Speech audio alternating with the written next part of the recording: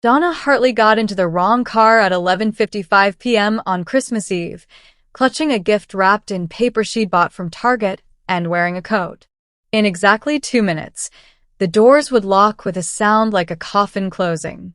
In exactly 10 minutes, she would see eyes that glowed like brake lights in the dark. But she didn't know any of that yet. Right now, she was standing on a street corner in the financial district, watching her breath cloud in the freezing air, her phone at 4% battery and dropping. God, I hate Christmas, she muttered, stamping feeling back into her toes. Not the lights. Not even the music. It was the way Christmas made everyone else seem like they belonged somewhere, while she was always the one standing outside looking in. The distant relative. The backup plan. The girl who tried so hard to be kind that people forgot she was even there. Her sister's party had been exactly what she'd expected. Forced smiles, passive-aggressive comments about her situation, and that special kind of loneliness that came from being surrounded by family who treated you like a stranger. She'd left early. No one noticed. The cold was vicious, the kind that made her bones ache. Snow fell in thick, silent curtains, muffling the city. Her rideshare app kept spinning, searching for a driver. Her phone battery dropped to 2%. Then it died. The screen went black in her hand. Panic fluttered in her chest. She was 12 blocks from the subway, in heels that were already blistering her feet, and the streets were empty except for headlights. A black sedan rolled up to the curb, sleek and expensive, windows tinted to pure opacity. Relief crashed over her like a wave. She didn't check the license plate. Her fingers were numb and her brain was tired, and she just wanted to go home to her tiny apartment where no one could make her feel small. Donna yanked open the back door and dove inside. Oh, thank God, she breathed, sinking into leather that smelled like money and something else, something wild, like ozone before a storm. I'm so sorry, my phone died right as the app. I'm the one who ordered to Park Slope. Can you please turn up the heat? I can't feel my hands. She was still fumbling with her seatbelt when a voice cut through her rambling like a blade through silk. Who are you? Donna's hands froze. The voice wasn't annoyed. It wasn't confused. It was lethal, low, and controlled, the kind of voice that didn't ask questions it didn't already know the answers to. Slowly, she looked up. The driver had turned in his seat, and everything inside Donna went still. He was beautiful in the way a knife was beautiful, all sharp lines and controlled danger. Dark hair fell across a face carved from some ancient, unforgiving stone. High cheekbones. A jaw that could cut glass. But it was his eyes that stole the breath from her lungs. Ice gray eyes pinned her in place with the weight of a predator deciding whether to kill or keep. She tried to speak. Her voice came out small. I'm the one who called the car. You're my Uber, right? I'm not your Uber. 4 words. Spoken with the finality of a sentencing. Donna's hand shot to the door handle. Click. The locks engaged. All 4 doors. The sound was mechanical, absolute, the sound of a trap closing. Wait. Panic spiked through her chest. Wait, this is a mistake. I got in the wrong car. Just let me out, I'll call another. You can't leave. He said it the way someone might say the sky is blue, a simple fact, inarguable. Donna pulled the handle. It didn't budge. She pulled again, harder, her breath coming faster. Let me out. Please. I made a mistake. Yes, you did. He still hadn't moved, hadn't looked away. His hands rested on the steering wheel with unnatural stillness, and now that her eyes were adjusting to the dim interior, she could see the tension in his shoulders, the white-knuckled grip, the way his jaw was locked tight like he was holding something back. The men following me, he continued, his voice dropping even lower, don't know you're not supposed to be here. If you step out now, you're a liability. If you stay. He paused. Then, slowly, deliberately, he tilted the rear-view mirror down. And Donna's heart stopped, because the eyes looking back at her weren't gray anymore. They were red, not bloodshot, not reflecting some trick of the light, glowing, burning from within like embers in a dying fire. Inhuman. Predatory. You're mine, Steven Gerrard finished softly. Outside, the first black SUV rounded the corner, headlights cutting through the snow like searchlights. Donna's old life ended at 11:57 p.m. on Christmas Eve. The moment the lock clicked, the moment she saw those eyes. She wasn't just in the wrong car. She was in the car of a king. And he had no intention of letting her go. Before we continue, I've noticed that many of you enjoy watching my videos but haven't subscribed yet. Please help support and grow this channel by liking the video, dropping a comment, and subscribing if you enjoy the stories. Thank you so much, and God bless you. Now, let's get back to the story. Donna stumbled through the door, her legs unsteady from the 30-minute drive through streets that had blurred into a fever dream of snow and speed and Steven's silence. He'd lost the SUV somewhere near the bridge, though she hadn't seen how. One moment they were there, headlights bearing down. The next gone.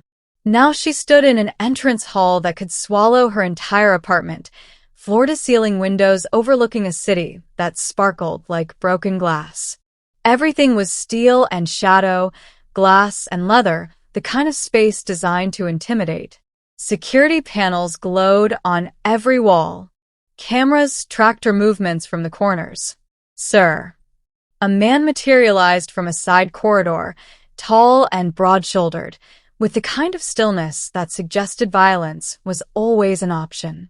His eyes flicked to Donna, then away, dismissing her. The south perimeter is secure. Marcus's people have pulled back for now. We have 6 hours, maybe less. Steven shrugged out of his coat without looking at either of them, and Donna's breath caught. Blood. Dark and wet, spreading across the white shirt beneath his jacket, blooming from his left shoulder down his ribs. He'd been shot. Or stabbed. Or, God, she didn't know, but there was so much blood her brain couldn't process anything except the wrongness of it. 6 hours is enough, Steven said, his voice still that same controlled blade. Double the watch on the east entrance. I want eyes on every approach. And the girl? The guard's tone suggested he was discussing trash removal. Steven's eyes cut to him, and even from across the room Donna saw the red flicker beneath the gray. The guard went rigid. Is none of your concern, Garrett. It wasn't loud. It didn't need to be. The guard bowed his head and disappeared like smoke. Donna was still frozen by the door, her coat dripping melted snow onto marble that probably cost more than her yearly salary. Steven moved toward the windows. One hand pressed to his ribs, and she watched him leave a trail of blood drops across the perfect white floor. Something in her chest cracked. She didn't think. If she'd thought, she would have stayed by the door, would have demanded he let her go, would have done the smart thing. But Donna had never been smart when people were bleeding in front of her. It was the same instinct that made her check on the drunk girl in the bar bathroom, that made her stop for injured birds on the sidewalk, that made her sister call her a doormat at Thanksgiving. You're hurt. The words came out steadier than she felt. You need to sit down. Steven turned slowly, and the look he gave her could have frozen the sun. I need you to stay where you are and be silent. But he swayed. Just slightly. Just enough. Donna's feet moved before her brain could catch up. She crossed the space between them, her hands already reaching for his arm, for the wound, for something. Where's your first aid kit? Bathroom? Kitchen? You're losing too much blood. His hand shot out and caught her wrist. The grip was iron. Inhuman. His fingers wrapped completely around her bones, and when she looked up, those red eyes were burning into hers from inches away. She could feel heat radiating off him, could smell copper and that strange ozone storm scent. I could break every bone in your hand without thinking, he said softly. I could snap your neck before you could scream. You should be terrified of me. Donna's heart was trying to break through her ribs, but she didn't pull away. "You're bleeding on your own floor," she said quietly, "and you're about to pass out. So either let me help you or fall down. Your choice." For a long moment, nothing moved. Not him. Not her. Not the air between them. Then Steven's mouth curved into something that wasn't quite a smile. The red in his eyes flickered, faded back to gray. He released her wrist. Bathroom. Down the hall. Second door. Donna didn't wait for him to change his mind. She found the bathroom, more marble, more money, a space bigger than her bedroom, and tore through cabinets until she found medical supplies that looked military grade. Gauze, antiseptic, surgical tape, and was that a suture kit? She grabbed everything and ran back. Steven had collapsed onto one of the leather sofas, his shirt half unbuttoned, and Donna got her first real look at the damage. 3 long gashes across his ribs, 2 deep, 2 clean. Not bullets. Claws. Her hands shook as she knelt beside him, pressing gauze to the wounds. "What did this to you?" "My brother's pet." Steven's voice was tight with pain he refused to show. "A shifter. Wolf variant. He's been wanting a shot at me for months." Donna pressed harder, watching the white gauze bloom red. "This needs stitches. Real stitches. A hospital." "No hospitals." He caught her hand again, gentler this time, and guided the pressure to the worst of the wounds. "We heal fast. It just needs to be clean and closed." She worked in silence, her mind refusing to process words like shifter and heal fast, because if she started thinking about glowing eyes and supernatural wars, she would break.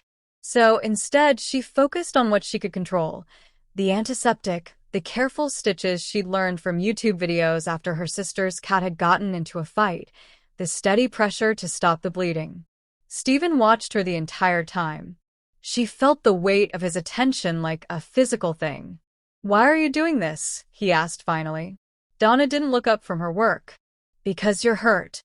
I'm a stranger who locked you in a car. I could be a killer." "You probably are a killer." She tied off another stitch. "But you're also bleeding.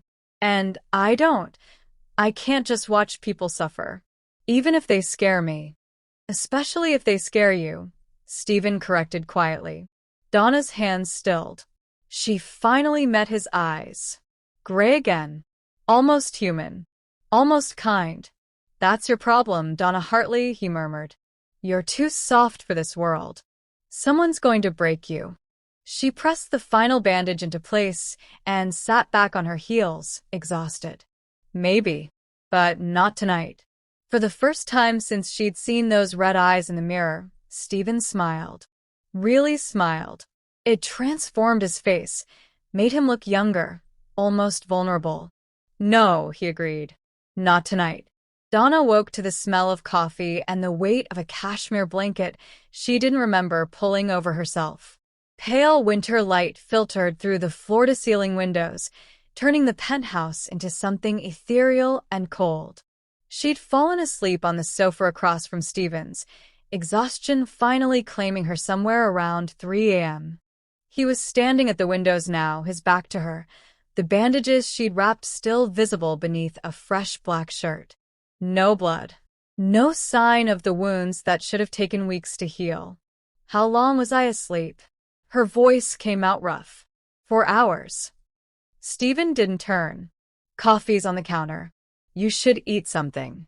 Donna pushed herself upright, every muscle aching. The events of last night felt like a fever dream. The car, the chase, the blood, those impossible red eyes. But the medical supplies scattered across the coffee table proved it had been real. All of it. "Your wounds," she said carefully. "They're already healing." "I told you. We heal fast." "We." Donna stood, wrapping the blanket around her shoulders like armor. "You keep saying we. What are you, Steven?" He was quiet for so long she thought he might not answer. Then he turned, and the morning light caught his face, All those brutal angles and that mouth that seemed designed to deliver bad news. There are old families in the city, he said finally. Older than the buildings. Older than the names you know. We've been here since before this was a city at all. We built empires in the shadows while humans argued about borders and governments. We're called alphas. Donna's grip on the blanket tightened. Like werewolves. No. His mouth curved slightly. Werewolves are children playing dress-up compared to what we are. We don't shift. We don't lose control under the full moon. We're simply more. Stronger. Faster. We live longer. We see farther. And we rule. He moved toward her with that predatory grace, each step deliberate, measured. Donna's instinct screamed to back away, but she forced herself still. Every alpha bloodline has a marker, Steven continued. A tell. For some, it's their strength. Others, their speed. My family's marker has always been the eyes. He stopped close enough that she had to tilt her head back to meet his gaze. Gray this morning. Almost gentle. Almost human. They only turn red for two reasons, he said quietly. Blood. He paused, his eyes searching hers. Or a mate. The word hung in the air between them like smoke. Donna's heart kicked against her ribs. You were bleeding last night. In the car. That's why they... I wasn't bleeding when you got in, Donna. His voice dropped lower, intimate. Not yet. The wounds came after, during the chase. The implications settled over her like ice water. That's impossible, she whispered. I'm nobody. I'm just some woman who got into the wrong car. You don't even know me. I don't need to know you. Steven reached up slowly, giving her time to pull away, and brushed a strand of hair from her face. His fingers were warm, impossibly gentle for hands that could break bones. The bond doesn't ask permission. It doesn't care about logic or timing or whether you're ready. It just is. Donna couldn't breathe. Couldn't think. His proximity was overwhelming, that strange wild scent filling her lungs, the heat radiating off him, making her skin prickle. I don't believe in fate, she managed. Neither did I. His thumb traced the line of her jaw, and she shivered. Until I looked in the rearview mirror and saw you. Until my eyes betrayed me in front of my enemies. Until I made the stupidest decision of my life and locked you in that car instead of letting you run. Why? The word came out broken. Why didn't you let me go? Steven's eyes flashed red. Just for a second. Just enough. Because I've been alone for 34 years, he said softly. I've built an empire. I've won every fight. I've crushed every rival. But I have never, not once, felt what I felt when you touched my wounds last night without fear. When you looked at me like I was just a man who needed help instead of a monster who could kill you. His hand slid to the back of her neck, and Donna's pulse jumped at the possessive weight of it. You asked what I am, Steven murmured. I'm the alpha king of this city. I'm the thing that makes other predators run. I'm death in an expensive suit, and I have been empty for so long I forgot what it felt like to be alive. His forehead dropped to hers, and his voice went rough. And then you got into my car. Donna's hands came up to his chest, whether to push him away or pull him closer she didn't know.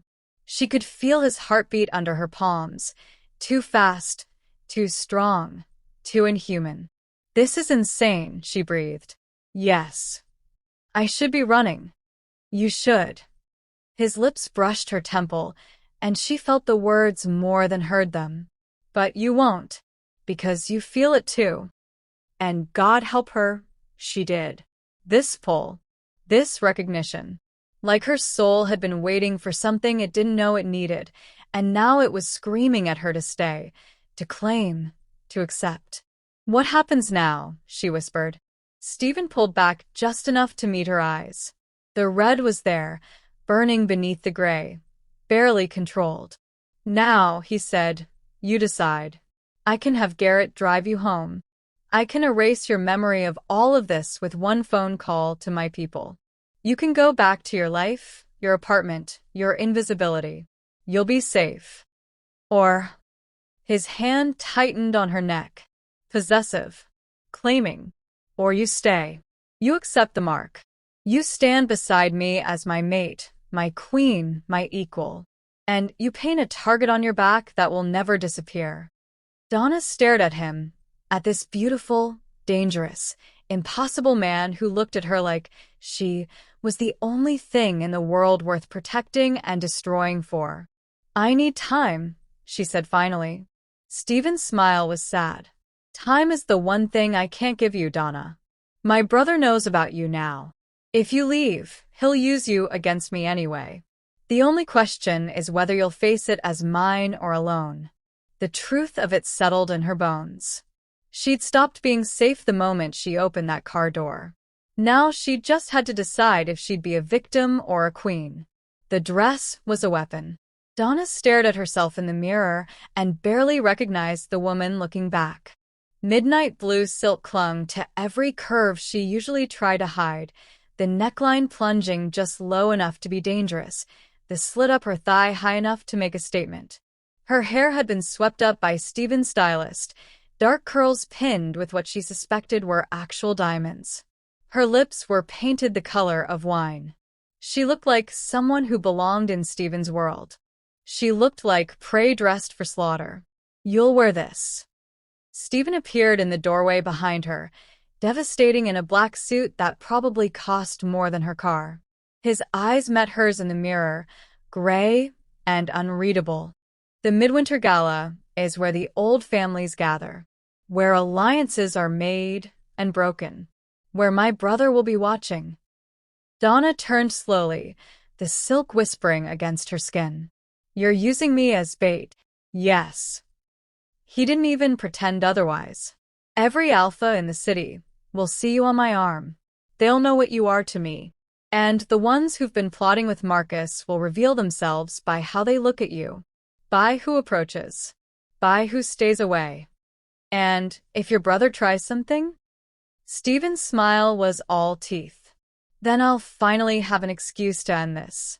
The gala was held in a Gothic mansion in the hills, the kind of place that shouldn't exist in a modern city, but did anyway, wrapped in Christmas lights that made it look like a beautiful trap. Donna's hand trembled on Steven's arm as they walked through the entrance, but his grip was steady, possessive, grounding. The ballroom was full of predators in evening wear. She felt their attention like knives the moment they entered. Conversation stopped. Eyes tracked their movement across the marble floor. These weren't normal wealthy people making small talk over champagne. These were alphas, every single one of them, and they looked at her like she was a puzzle they needed to solve before deciding whether to eliminate her. Smile, Steven murmured against her ear. You're a queen, not a victim. Act like it. Something in his words sparked fire in her chest. Donna lifted her chin, straightened her spine, and let herself lean into him instead of away. If she was bait, she'd be the most convincing bait they'd ever seen. A woman in red approached, her smile sharp as glass. Steven. How unexpected. We'd heard you were occupied. Eleanor. Steven's tone could have frozen blood. Still spreading rumors instead of truth, I see. The woman's eyes cut to Donna, assessing. And who is this lovely creature? She doesn't smell like one of us. No, Steven agreed. His hand slid to the small of Donna's back, proprietary and unmistakable. She's mine. The two words sent a ripple through the gathered alphas. Donna felt the weight of their attention double, triple. She was the story of the evening now, the human who'd caught the uncatchable king. And God help her, she liked it. Liked the way Steven's hand never left her body. Liked the jealousy in the other women's eyes. Liked the power thrumming through her veins as they moved through the crowd, untouchable, united, dangerous.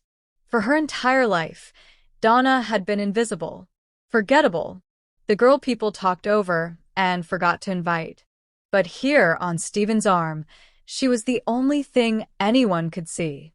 "You're smiling," Steven observed quietly as they took champagne from a passing waiter. "Maybe I'm starting to understand the appeal," Donna admitted. She met his eyes over the rim of her glass. "Of being yours." The red flickered in his gaze, there and gone. His hand tightened on her waist. "Careful, Donna," he warned softly. "Say things like that, and I'll forget we're in public." Heat flooded her cheeks, but before she could respond, the music stopped, and Marcus Gerrard stepped into the ballroom, his smile cold as the snow falling outside, his eyes locked on Donna like she was already dead. "Brother," he called across the sudden silence. "I see you've brought a gift." "How thoughtful." Steven's entire body went predator still. "Get behind me," he breathed. Now. But Donna's feet wouldn't move, because she just realized, too late, that being bait meant eventually something would bite. The ballroom erupted into chaos before Steven could reach her. Not violence. Not yet. Just movement. Bodies shifting, alphas repositioning themselves, the crowd suddenly forming a barrier between Donna and Steven like a living wall. They moved with inhuman coordination, too fast, too precise, and Donna understood with sick clarity that some of these people had already chosen Marcus's side. Donna. Steven's voice cut through the noise, raw with something that might have been fear, if kings could be afraid. She tried to push through the crowd, but hands caught her arms. Not rough, almost gentle. A woman in emerald green smiled apologetically as she steered Donna toward the terrace doors. "Don't fight, darling. It'll be easier if you don't fight." "Let go of me." Donna twisted, but another set of hands appeared and another, and she was being passed through the crowd like a doll, toward the French doors that opened onto the snow-covered gardens. She caught one last glimpse of Steven's face across the ballroom. His eyes were pure red now, burning with rage that made the air itself seem to vibrate. He was fighting through the crowd, but they were slowing him down just enough, just long enough. Then she was outside, the cold hitting her like a fist, and Marcus was there. He looked like Steven's reflection in a shattered mirror, same sharp features, same dangerous beauty. But where Steven's violence was controlled, Marcus's was gleeful. His smile was all wrong, too wide, too eager. "Hello, little human." His hand closed around her wrist, and his grip was iron. "I've been so curious about you. The woman who brought my brother to his knees. You don't look like much." Donna tried to pull away. "Steven will kill you for this."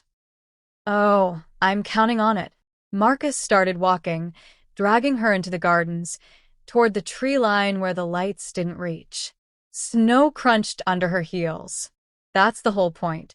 My dear brother has spent decades being untouchable, unbeatable, invincible. But everyone has a weakness.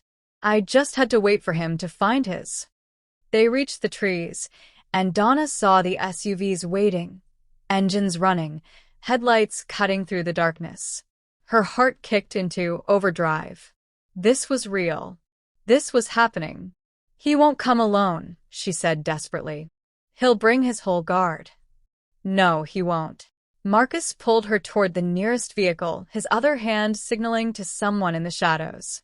"He'll come alone because he can't risk his people getting in the way when he's blinded by rage. He'll come alone because you've made him weak.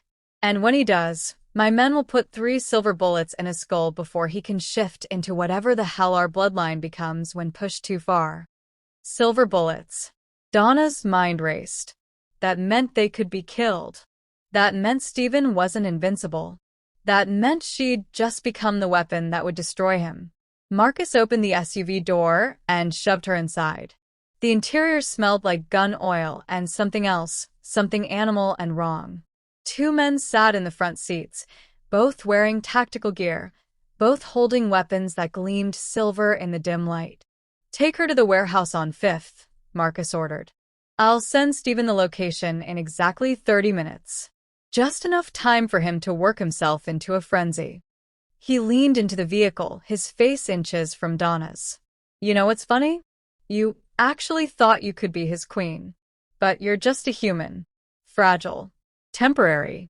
The perfect tool to cut down a king. The door slammed shut. The locks engaged with that same terrible finality she'd heard in Steven's car, but this time there was no safety in the sound. Only doom. The SUV pulled away from the mansion, headlights sweeping across snow-covered grounds. Through the rear window, Donna saw the Gala continuing inside, lights blazing, as if nothing had happened. As if she hadn't just been stolen from the center of a room full of predators. Her hands were shaking. Her whole body was shaking, but not from fear for herself. She pressed her forehead against the cold window and felt something crystallize in her chest, sharp and painful and absolute. She wasn't afraid of what Marcus would do to her. She wasn't even afraid of dying. She was terrified for Steven. Because she knew him now. Knew the way he'd looked at her in the mirror that first night. Knew the gentleness in his hands when he'd touched her face. Knew the loneliness that had carved itself into his bones over 34 years of being untouchable. He would come for her. Of course he would come. And Marcus would kill him. The alpha king who'd survived everything, brought down by a woman who got into the wrong car on Christmas Eve. It was almost poetic. Almost funny. Except Donna couldn't breathe past the terror clawing at her throat. Please, she whispered to no one, to the universe, to whatever force had thrown them together. Please let him be smarter than this. Please don't let him come. But she knew he would, because that's what it meant to have a mate. To have someone who would burn the world down to get you back, even if it meant walking straight into hell. The SUV turned onto a dark highway, leaving the city lights behind, and Donna realized with cold clarity that she had exactly 30 minutes to figure out how to save the life of a man who couldn't be saved. 30 minutes to become the queen she'd been too afraid to claim. Or watch the king fall because of her. Steven came through the warehouse wall. Not the door. Not the windows. Through the actual concrete and steel like it was paper, the explosion of debris and dust filling the air with a sound that shook Donna's bones. The two guards spun toward the breach, raising their silver-loaded weapons, but they were too slow. He was on them before they could fire. Donna had seen violence in movies. She'd seen fights, blood, the sanitized version of what humans did to each other. But this wasn't human violence. This was something primordial, something that made her hindbrain scream in recognition of a predator so far above her on the food chain that her body simply froze. Steven's eyes burned crimson in the dim warehouse light, twin coals of rage that seemed to illuminate the darkness around him. His movements were too fast to track. One moment a guard was standing, the next he was crumpled against the wall, neck bent at an angle that meant he'd never stand again. The second guard managed to get a shot off, the silver bullet catching Steven in the shoulder, but he didn't even slow down. The guard's scream cut off abruptly. Then there was only silence and the sound of Steven's breathing, harsh and animalistic in the sudden stillness. Donna was still zip-tied to a metal chair in the center of the warehouse, her wrists raw from struggling, her dress torn where Marcus's men had been careless. Steven turned toward her, and for one terrible moment, she thought he might not recognize her, might be too far gone into whatever beast lived under his skin. But then he was crossing the space between them, dropping to his knees in front of her chair, his hands shaking as they cupped her face. Donna. Her name came out broken. The red in his eyes flickered, fighting to recede. Donna, are you hurt? Did they? I'm okay. Her voice was steadier than she felt. Steven, you're bleeding. The silver. I don't care. He was already cutting through the zip ties with claws she hadn't known he could manifest, his hands impossibly gentle despite the violence still singing through his body.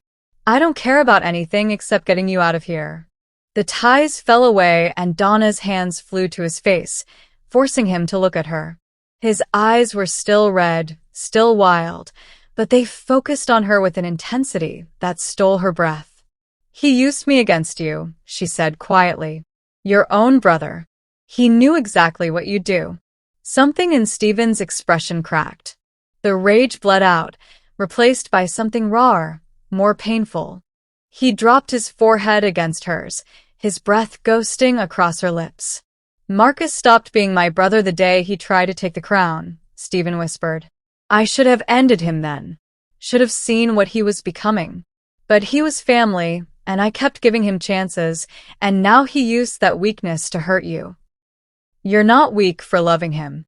Donna's thumbs traced the sharp lines of his cheekbones. You're not weak for hoping he could change. He took you. Steven's voice went rough with emotion. He put his hands on you. He was going to, he couldn't finish.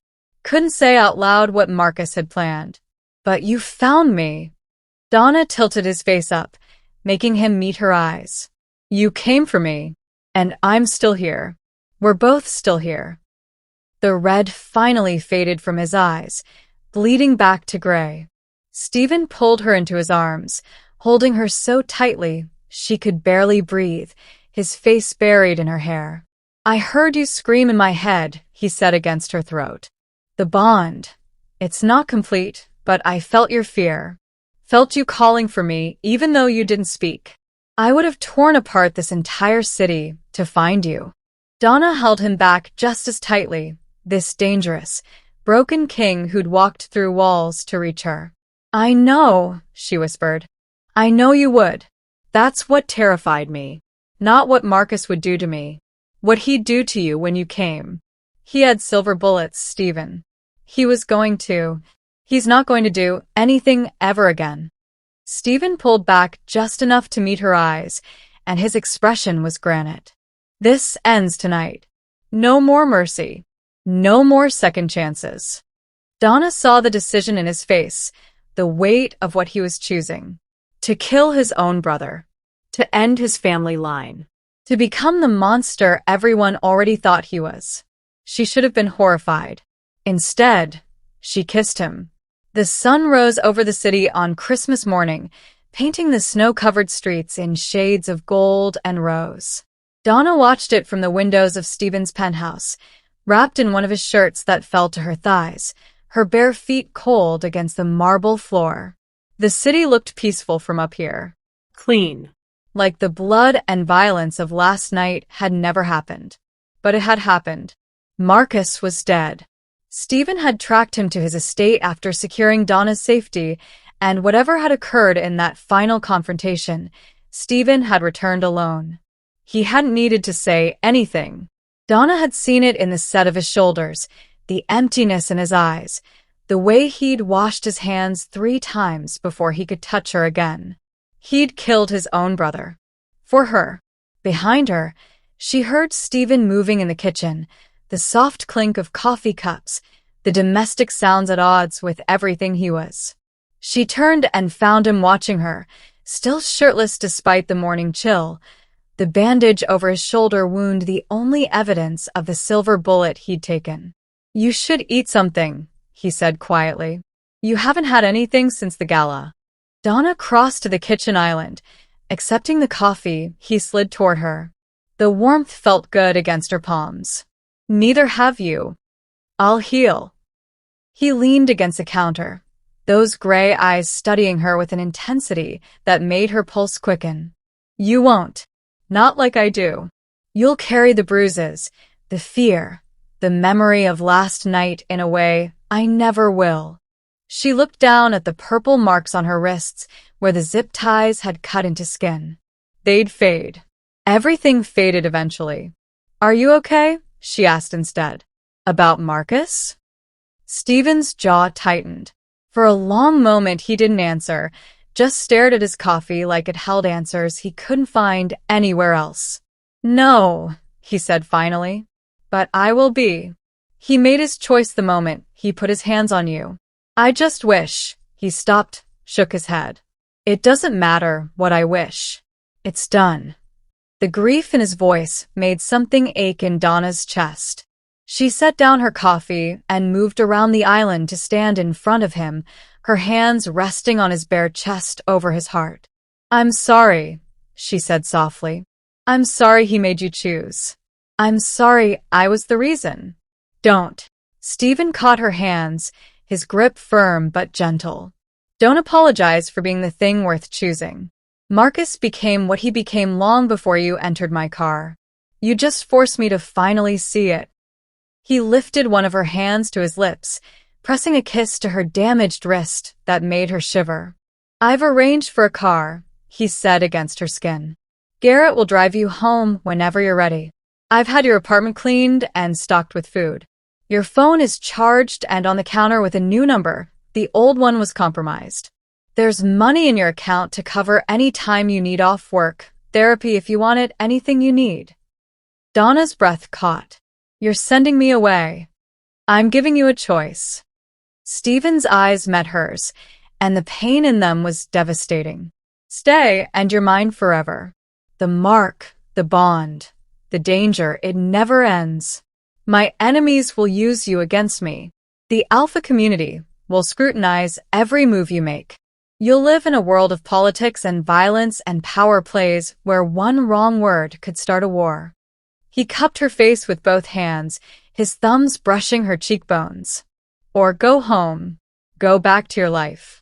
I'll have people watching you always, keeping you safe, but from a distance. You'll never see me again. You can find someone normal. Someone human. Someone who can give you Sunday mornings and grocery shopping and a life that doesn't involve silver bullets and supernatural wars. His voice dropped to a whisper. You can have the life you deserved before I locked those doors. Donna stared at him, this man who'd broken into her world like a wrecking ball, who'd shown her power and danger and a kind of desire she hadn't known existed, who'd killed for her, who'd almost died for her, who was now offering her freedom even though she could see in his eyes how much it was costing him. What do you want? She asked. It doesn't matter what I want. It does to me. Steven closed his eyes, his jaw working. When he opened them again, the red was there, barely controlled, barely hidden. I want to keep you, he said roughly. I want to mark you so deeply that every alpha in this city knows you're mine. I want to wake up every morning with you in my bed and fall asleep every night knowing you're safe. I want to watch you become the queen I know you can be and stand beside you while you rule this city with a softness they've never seen and a strength that will terrify them. His hands tightened on her face. I want you to stay so badly it's killing me. But I won't trap you. Not again. Not when you know what the cost is.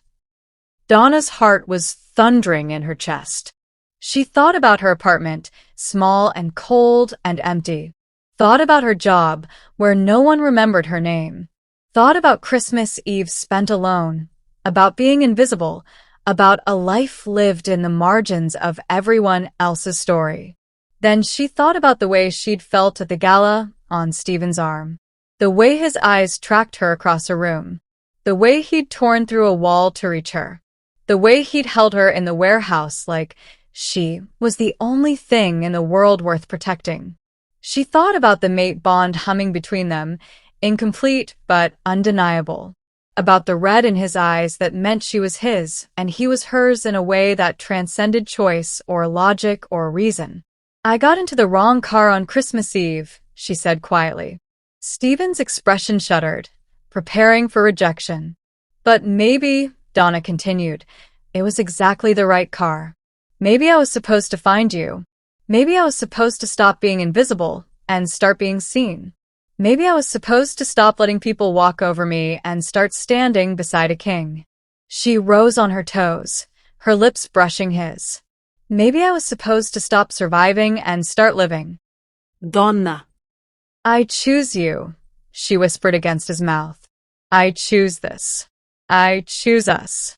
I'm terrified and I have no idea what I'm doing and I'll probably make a terrible queen, but I'm choosing you anyway. The red blazed in his eyes, pure and absolute. You're sure, he breathed. Once I mark you, there's no going back. You'll be mine forever.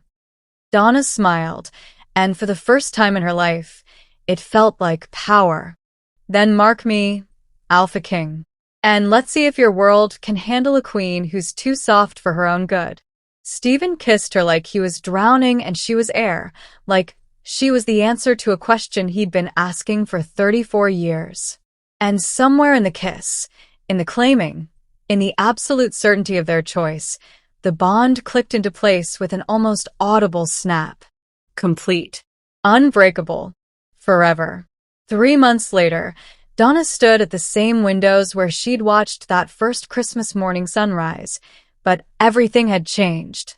The city sprawled below her, no longer a foreign landscape, but her territory. Her kingdom. Every light represented someone under their protection, every street a place where she and Steven had walked together, every building a reminder that power wasn't always loud or violent. Sometimes it was quiet. Sometimes it was soft. Sometimes it was a woman who'd been invisible her whole life finally learning to be seen. You're thinking too hard again.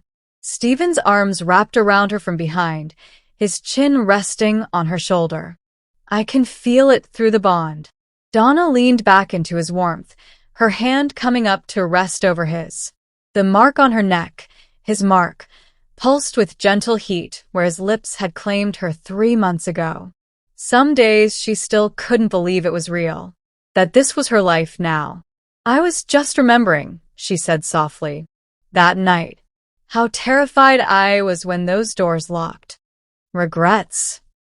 His voice was carefully neutral, but she felt the tension in his body, the fear he'd never quite shake that she'd wake up one day and realize what she'd given up. No. She turned in his arms, her hands sliding up his chest to link behind his neck.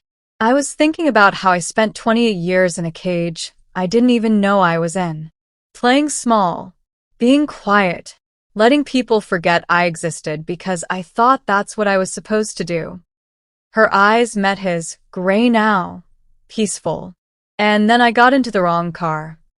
Steven's mouth curved into that rare, devastating smile. The wrong car that turned out to be exactly right. You locked the doors, and I thought you were trapping me. Donna rose on her toes, brushing her lips against his. But you were actually setting me free. Free from being invisible. Free from apologizing for existing. Free from a life where I was so afraid of being hurt that I never let myself feel anything. You're not soft anymore, Steven murmured against her mouth. You're steel wrapped in silk. My council fears you more than they fear me. Donna laughed, the sound light and genuine. I'm still soft. I just learned that soft doesn't mean weak. That kindness can be a weapon. That you can have a gentle heart and an iron spine. She pulled back to look at him properly. This beautiful, dangerous man who'd chosen her out of all the world. You didn't make me a queen, Steven. You just gave me permission to stop pretending I was anything less. The red flickered in his eyes, there and gone, the way it always did when emotion overwhelmed him. You saved me too, you know. I was so alone I'd forgotten what it felt like to be whole. And then you got into my car and saw past the monster to the man, and suddenly I wasn't alone anymore. We saved each other, Donna corrected softly. That's what mates do. A knock at the door interrupted them. Garrett's voice came through, respectful but urgent. My king, my queen. The delegation from the Eastern Territories has arrived. They're waiting in the throne room. Donna felt the familiar flutter of nerves, but Steven's hand found hers, steady and sure. Ready? He asked. She thought about the woman she'd been 3 months ago, shivering on a street corner, invisible and forgotten. Thought about the moment those locks had engaged and her life had split into before and after. She'd gotten into the wrong car on Christmas Eve and found the right life. I'm ready. Donna squeezed his hand, straightened her spine, and felt the weight of the crown that wasn't a physical thing but a responsibility she'd chosen. Let's go remind them why they should fear a queen who leads with mercy. Steven's smile was pure pride. That's my queen. They walked together toward the throne room, hands linked, a king and his queen, predator and partner, two halves of something that had been broken until the night fate disguised as a wrong car brought them together. Behind them, the city lights sparkled in the darkness, and Donna no longer felt invisible. She felt infinite. The doors opened, and the Alpha Queen stepped into her destiny, soft and steel and completely, perfectly free. If you enjoyed this story and want more like it, please like the video, drop a comment, and subscribe to the channel. Your support truly means the world to me and helps this channel grow. Thank you for being here.